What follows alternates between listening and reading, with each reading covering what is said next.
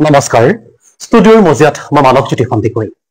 সময়ৰ পৰিপক্ক অৱস্থাত যিদৰে ঋতু পৰিৱৰ্তন হয় ঠিক সেইদৰে পৰিৱৰ্তন হয় এখন সমাজ এনে এক পৰিৱৰ্তনশীল সমাজত সাম্যবাদী ভাৱাদৰ্শ আৰু গণমুখিত চিন্তাৰে সমাজক ৰূপান্তৰ ঘটোৱা অসমৰ অন্য এক প্ৰতিবাদী বিপ্লৱীৰ নাম বিষ্ণুপ্ৰসাদ ৰাভা আজি ৰাভা দিৱস ৰাভা দিৱসৰ এই পবিত্ৰ ক্ষণত আমি তেখেতক শ্ৰদ্ধাৰে কৰিছো আৰু এই টুডে লাইফৰ ষ্টুডিঅ'ৰ মজিয়াৰ পৰাই আমি জনাইছো তেখেতক সশ্ৰদ্ধ প্ৰণিপাত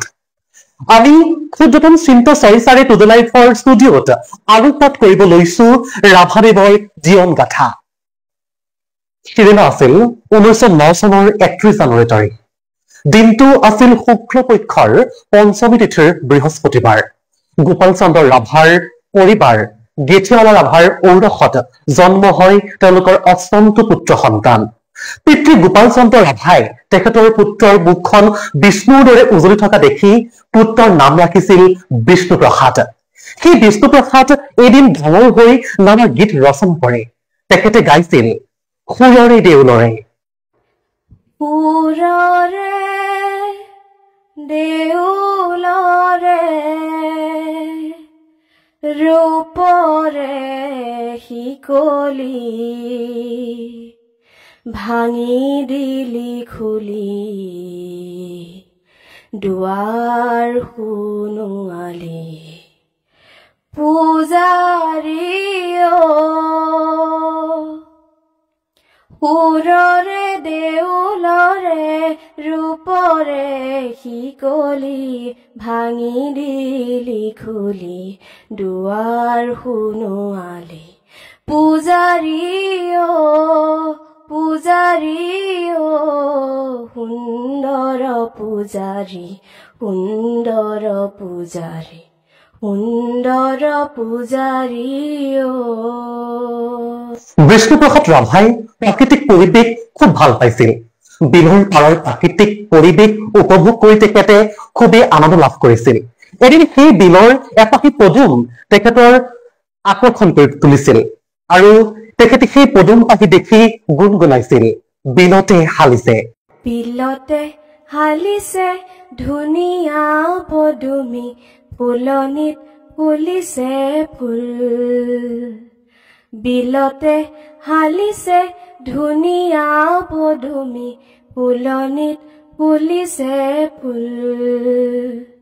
সেই ফুলে ফুলে পখিলা উৰিছে সেই ফুলে ফুলে পখিলা উৰিছে হানিছে ৰেণুৰে বুল গছৰে ডালতে গাইছে কুলিয়ে কু কু কয় গছৰে ডালতে গাইছে কুলিয়ে কু কু কয় দূৰ দূৰণিতে জুৰিটিয়ে নাচিছে দূৰ দূৰণিতে জুৰিটিয়ে নাচিছে জিৰি জিৰি জিৰি জিৰি কৈ নিজান বননিতে কেতেকী চৰায়ে নিজান বননিতে কেতেকী চৰায়ে সুহুৰি মাৰিছে ৰৈ বিলতে হালিছে ধুনীয়া পদুমী ফুলনিত ফুলিছে ফুল ফুলনিত ফুলিছে ফুল এবাৰ বিষ্ণুপ্ৰসাদ ৰাভাই পাহাৰত ঘূৰি ফুৰোতে পাহাৰত তিলাই তিলাই নাচি বাগি ৰং মনেৰে ঘূৰি ফুৰা এগৰাকী মৰম লগা গাভৰুক দেখি তেওঁ একেঠাৰে চাই ৰৈছিল এই খামটি ছোৱালীজনীৰ হাঁহি ফূৰ্তি নাচোন বাগুনবোৰ দেখি তেওঁ গাইছিল তিলাই তিলাই ঘূৰি ফুৰে উলাহেৰে খামটি ছোৱালী তিলাই তিলাই ঘূৰি ফুৰে উলাহেৰে খামটি ছোৱালী তিলাই তিলাই ঘূৰি ফুৰে উলাহেৰে খামটি ছোৱালী ঘন কলীয়া মেঘৰে আৰে আৰে ৰং মনেৰে খেলি ফুৰে নাচনী বিজুলী ঘন কলীয়া মেঘৰে আৰে আৰে ৰং মনেৰে খেলি ফুৰে নাচনী বিজুলী টিলাই টিলাই ঘূৰি ফুৰে উলাহেৰে খান্তি ছোৱালী টিলাই টিলাই ঘূৰি ফুৰে উলাহেৰে খান্তি ছোৱালী নিৰ্যাতিত নিপীড়িত কৃষকসকলৰ কুলাই পাচিৰে নধৰা দুখবোৰ দেখি বিষ্ণুপ্ৰসাদ ৰাভাৰ অন্তৰখন উচুপি উঠিছিল কৃষকসকলক উৎসাহ আৰু উদ্দীপনা দি সকলোকে একতাৰ বান্ধোনেৰে বান্ধি ৰাখিবলৈ চেষ্টা কৰিছিল সকলোৰ মনত দুগুণ সাহস দি জগাবলৈ আবেগেৰে প্ৰাণ ধাৰি চিঞৰি গাইছিল বল বল বল কৃষক শক্তি দল ও বনোৱা সমনীয়া আগবাঢ়ি যাওঁ বল বল বল বল বল কৃষক শক্তি দল ও বনোৱা সমনীয়া আগবাঢ়ি যাওঁ বল বল বল বল বল কৃষক শক্তি দল ও বনোৱা সমনীয়া আগবাঢ়ি যাওঁ বল জাক জাক জাক জাক মজদুৰ নৱজোৱান জাক জাক জাক জাক মজদুৰ নৱজোৱান নিৰ্যাতিত নিপীড়িত কৃষক শক্তিমান নিৰ্যাতিত নিপীড়িত কৃষক শক্তিমান তোৰ বাহুতে আছে লুকাই অসীম শক্তি বল ৰণৰ শিঙা বাজে শুনৈ আগবাঢ়ি যাওঁ বল তোৰ বাহুতে আছে লুকাই অসীম শক্তি বল ৰণৰ শিঙা বাজে শুনৈ আগবাঢ়ি যাওঁ বল আগবাঢ়ি যাওঁ বল আগবাঢ়ি যাওঁ বল ও বনোৱা সমনীয়া আগবাঢ়ি যাওঁ বল বল বল বল বল কৃষক শক্তি দল বিষ্ণুপ্ৰসাদ ৰাভাই নিজৰ কৰ্ম উদ্দেশ্যে বহু দিন ধৰি কলিকতাত বসবাস কৰিছিল তেখেতে নিজৰ কৰ্মৰ প্ৰতি ইমানেই দায়িত্বশীল আৰু মগ্ন আছিল যে নিজৰ প্ৰয়োজনীয় লাভবিলাকো পূৰণ কৰিব পৰা নাছিল নিজৰ প্ৰেয়সীৰ অসুস্থতাৰ পিছতো তেখেতক লগ দিব পৰা নাছিল আৰু তেখেতৰ পত্নীয়ে শাৰীৰিক অসুস্থতাৰ বাবে মৃত্যুক সাৱটি লৈছিল প্ৰিয় পত্নীৰ মৃত্যুৰ পিছত তেখেত শোকাকুল হৈ পৰিছিল আৰু পত্নীৰ শূন্যতা সহজভাৱে ল'ব পৰা নাছিল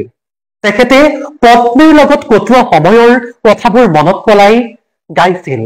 লগন উকলি গ'ল তেও যে নহল দেখা লগন উকলি গ'ল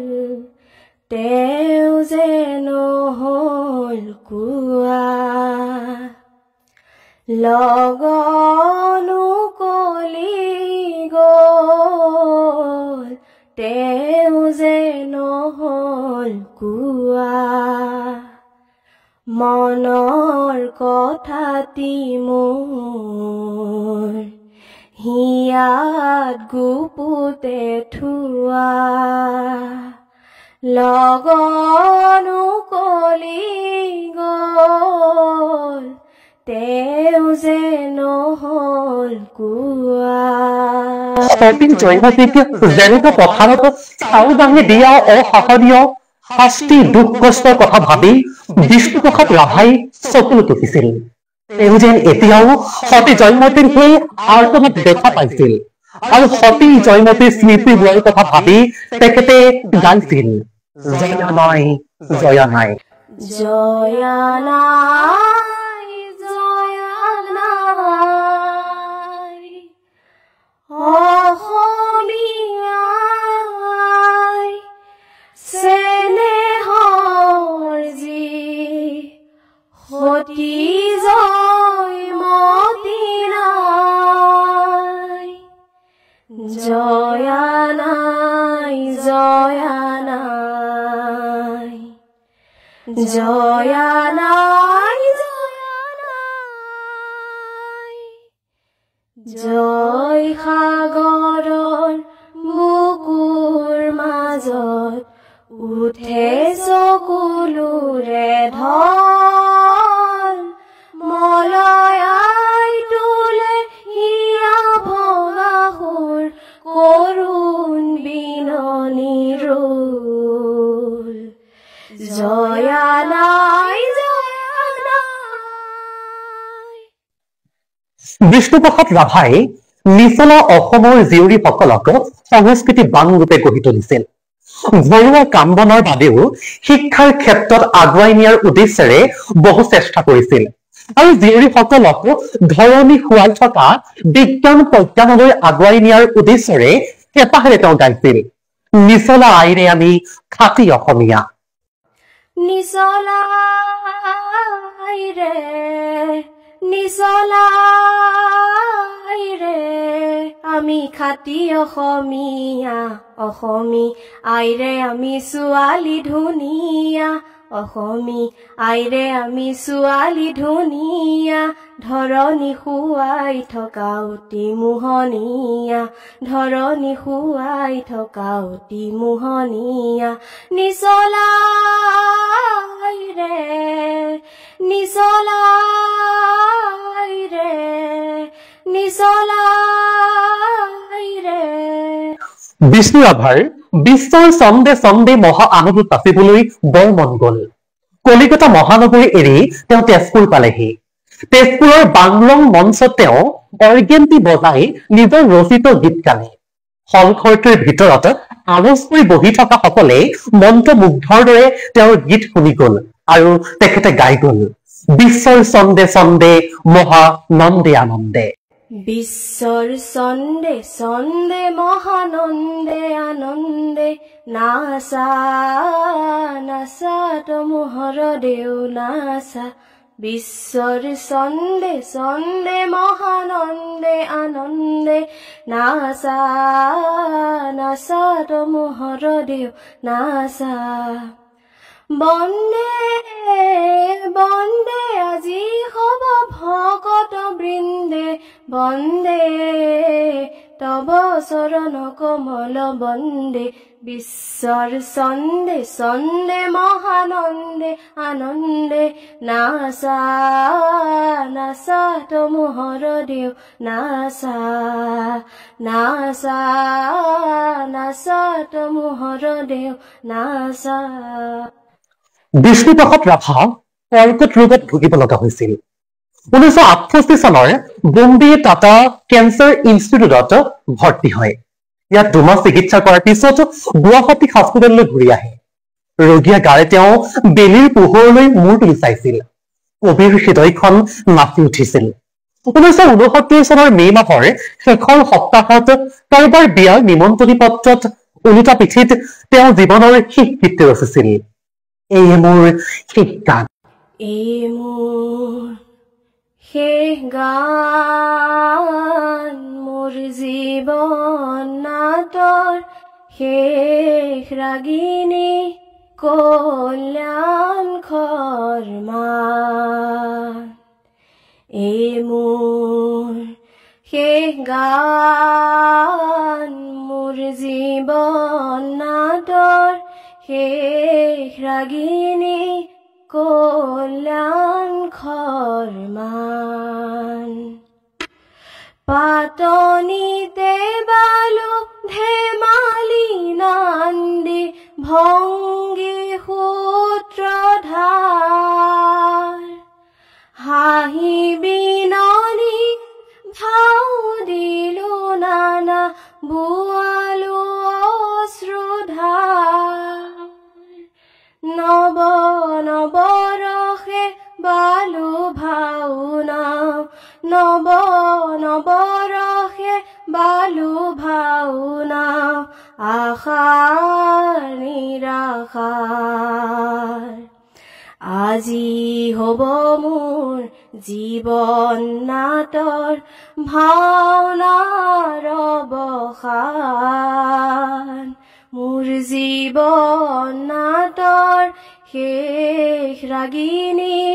কল্যাণ খৰ্মান। মোৰ জীৱন নাটৰ শেষ ৰাগিনী কল্যাণ খৰ্মান। অসমীয়া জাতীয় জীৱন আৰু কলা শিল্প সংস্কৃতিৰ চিৰ উজ্জ্বল বিৰল ব্যক্তিসত্তা হল কৰাগুৰু বিষ্ণুপ্ৰসাদ ৰাভা। সব্যসাচী ৰাভাৰ পৰিচয় মিহলি হৈ আছে বৰ্ণিল অসমৰ কলা কৃষ্টি সংস্কৃতিৰ চহকী পথাৰখনত। অসমৰ ৰসাল মাটিত নিপীড়িত জনগণৰ মুক্তিৰ স্বাৰ্থত